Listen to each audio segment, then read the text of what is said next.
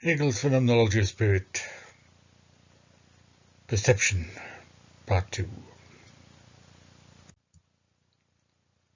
Now, in perceiving in this way, consciousness is at the same time aware that it is also reflected into itself, and that in perceiving, the opposite moment to the also turns up. But this moment is the unity of the thing with itself, a unity which excludes difference from itself. Accordingly, it is this unity which consciousness has to take upon itself. For the thing itself is the subsistence of the many diverse and independent properties. Thus we say of the thing it is white, also cubical, and also tart, and so on. But insofar as it is white, it is not cubical, and insofar as it is cubical, and also white, it is not tart, and so on. Positing these properties as a oneness is the work of consciousness alone, which therefore has to prevent them from collapsing into oneness in the thing. To this end, it brings in the insofar in this way, preserving the properties as mutually external and the thing as the also. Quite rightly, consciousness makes itself responsible for the oneness, at first in such a way that what was called a property is represented as free matter. The thing is in this way raised to the level of a genuine also, since it becomes a collection of matters, and instead of being a one, becomes merely an enclosing surface. If we look back on what consciousness previously took, and now takes responsibility for, on what it previously ascribed and now ascribes to the thing, we see that consciousness alternately makes itself, as well as the thing, into both a pure, manyless one, and into an also that resolves itself into independent matters. Consciousness thus finds through this comparison that only its truthful perceiving contains the distinct moments of apprehension and withdrawal into itself, but rather that the truth itself, the thing, reveals itself in this twofold way. Our experience then is this, that the thing exhibits itself for the consciousness, apprehending it in a specific manner, but is at the same time reflected out of the way in which it presents itself to consciousness and back into itself. In other words, it contains in its own self an opposite truth to that which it has for the apprehending consciousness. This consciousness has got beyond the second type of attitude in perceiving too, that is, the one in which it takes the thing as truly self-identical, and itself for what is not self-identical but returns back into itself out of identity. The object is now for consciousness, this whole movement which was previously shared between the object and consciousness. The thing is the one reflected into itself. It is for itself, but it is also of another, and moreover, it is another on its own account, just because it is for another. Accordingly, the thing is for itself and also for another, a being that is doubly differentiated but also a one. But the oneness contradicts the diversity. Hence consciousness would again have to assume responsibility for placing the diversity in the one and for keeping it away from the thing. It would have to say that insofar as it is for itself, the thing is not for another, but the oneness also belongs to the thing itself, as consciousness has found by experience. The thing is essentially reflected into itself. The also, or the indifferent difference, thus falls as much within the thing as does the oneness. But since the two are different, they do not fall within the same thing, but in different things. The contradiction which is present in the objective's essence as a whole is distributed between the objects. In and for itself the thing is self-identical, but this unity with itself is disturbed by other things. Thus the unity of the thing is preserved, and at the same time the otherness is preserved outside of the thing as well as outside of consciousness. Now, although it is true that the contradiction in the objective essence is in this way distributed among other things, yet the difference will, for that reason, attach to the singular separated thing itself. The different things are thus established as existing on their own account, and the conflict between them is so far reciprocal that each is different, not from itself but only from the other, but each is thereby determined as being itself a different thing, and it has its essential difference in its own self, but all the while not as if this difference were an opposition in the thing itself. On the contrary, for itself it is a simple determinateness which constitutes the thing's essential character, and differentiates it from others. As a matter of fact, since differentness is present in it, it is of course necessarily present as an actual difference manifoldly constituted, but because the determinateness constitutes the essence of the thing, by which it distinguishes itself from other things, and is for itself, this further manifold constitution is the unessential aspect. Consequently, the thing does indeed have the twofold insofar, within its unity, but the aspects are unequal in value. As a result, this state of opposition does not develop into an actual opposition in the thing itself, but insofar as the thing, through its absolute difference, comes into a state of opposition, it is opposed to another thing outside of it. Of course, the further manifoldness is necessarily present in the thing too, so that it cannot be left out, but it is the unessential aspect of the thing.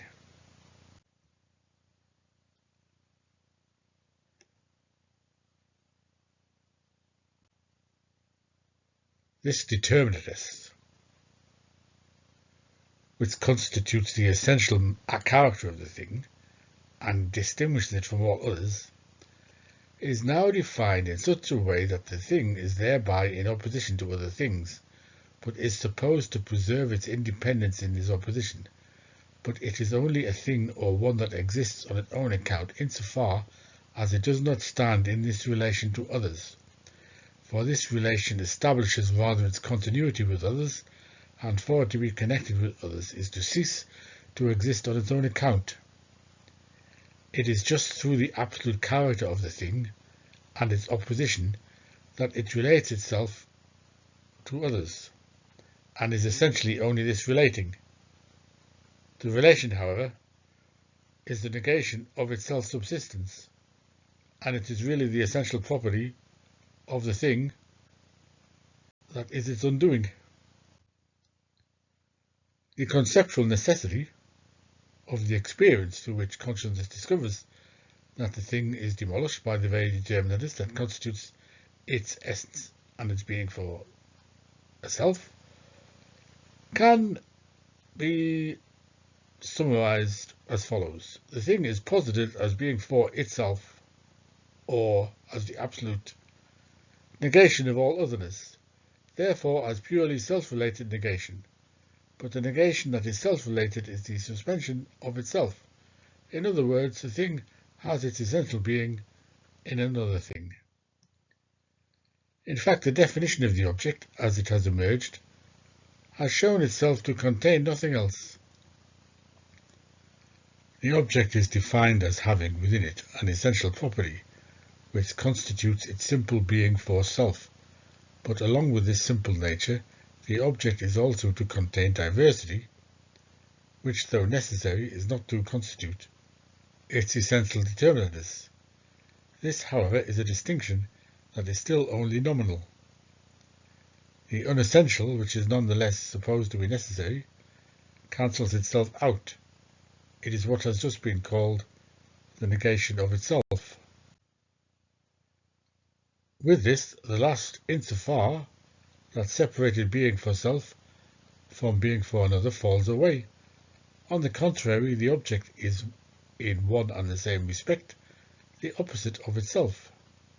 It is for itself so far as it is for another, and it is for another so far as it is for itself. It is for itself reflected into itself, a one, but this for itself, this reflection into itself, this being a one, is posited in a unity with its opposite, with its being for another, and hence only as cancelled. In other words, the being for self is just as unessential as the only aspect that was supposed to be unessential, namely the relationship to another.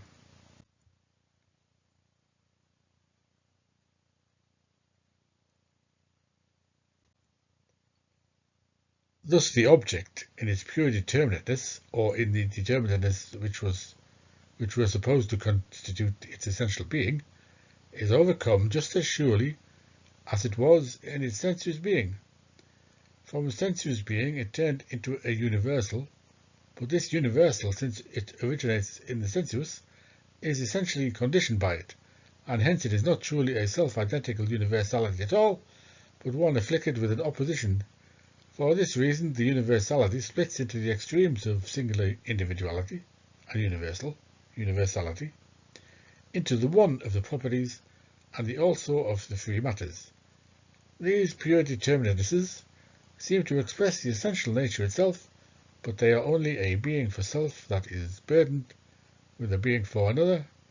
Since, however, both are essentially in a single unity, what we now have is unconditioned absolute universality, and consciousness here for the first time truly enters the realm of the understanding. Thus the singular being of sense does indeed vanish in the dialectical movement of immediate certainty and becomes universality. But it is only a sensuous universality. My meaning has vanished, and perception takes the object as it is in itself, or as a universal as such. Singular being therefore emerges in the object as true singleness, as the inner self of the one, or as our reflectedness into self. But this is still a conditioned being, for self alongside which appears another being for self, the universality which is opposed to and conditioned by singular being. But these two contradictory extremes are not merely alongside each other, but in a single unity, or in other words, the defining characteristic common to both, namely being for self, is burdened with opposition generally, that is, it is at the same time not a being for self. The sophistry of perception seeks to save these moments from their contradiction, and it seeks to lay hold on the truth by distinguishing between the aspects, by sticking to the also and to the insofar, and finally by distinguishing the unessential aspect from the essence which is opposed to it. But these expedients, instead of warding off deception in the process of apprehension, prove themselves on the contrary to be quite empty, and the truth which is supposed to be won by this logic of the perceptual process proves to be in one and the same respect the opposite of itself, and this to have as its essence a universality which is devoid of distinctness and determinateness. These empty abstractions of a singleness and universality opposed to it, and of an essence that is linked with something unessential, is a non-essential aspect which is necessary all the same. These are powers whose interplay is the perceptual understanding often called sound common sense. The sound common sense, which takes itself to be a solid, realistic consciousness, is in the perceptual process only the play of these abstractions. Generally it is always at its poorest where it fancies itself to be at its richest, bandied about by these vacuous essences, thrown into the arms first of one and then of the other, and striving by its sophistry to hold fast and affirm alternatively first one of the essences and then the directly opposite one. It sets itself against the truth and holds the opinion that philosophy is concerned only with mental entities. As a matter of fact, philosophy does have to do with them too, recognizing them as the pure essences, the absolute elements of power, but in doing so recognizes them in their specific determinateness as well, and it is therefore master over them, whereas perceptual understanding, or sound common sense, takes them for the truth and is led on by them from one error to another, it does not itself become conscious that it is simple essentialities of this kind that hold sway over it, but fancies that it has always to do with wholly substantial material and content, just as sense certainty is unaware that the empty abstraction of pure being is its essence. But it is in fact these essentialities within which perceptual understanding runs to and fro through every kind of material and content. They are the cohesive power and mastery over that content, and they alone are what the sensuous is as sensuous for consciousness. They are what determines the relations of the sensuous to it, and it is in them that the process of perception and of its truth runs its course. This course, a perpetual alternation of determining what is true and then setting aside this determining, constitutes, strictly speaking, the steady everyday life and activity of perceptual consciousness, a consciousness which fancies itself to be moving in the realm of truth. It advances uninterruptedly to the outcome in which all these essentialities or determinations are equally set aside, but in each single moment it is conscious only of this one determinateness as the truth, and then in turn of the opposite one. It does indeed suspect their unessentiality, and to save them from the danger threatening them, it resorts to the sophistry of asserting to be true what it has itself just declared to be untrue. What the nature of these untrue essences is really trying to get perceptual understanding to do is to bring together and thereby supersede the thoughts of these non-entities, the thoughts of that universality and singular being, of also and one, of the essentiality that is necessarily linked to the unessential moment, and of an unessential moment that is yet necessary, but the understanding struggles to avoid doing this by resorting to insofar as, and to the various aspects, or by making itself responsible for one thought in order to keep the other one isolated as the true one. But the very nature of these abstractions brings them together of their own accord. It is sound common sense that is the prey of these abstractions, which spin it round and round in their whirling circle, when common sense tries to make them true by at one time making itself responsible for their untruth, while at another time it calls their deceptiveness a semblance of the unreliability of things, and separates what is essential from what is necessary to them, yet supposedly unessential, holding the former to be their truth as against the latter. When it does this, it does not secure them their truth, but convicts itself of untruth.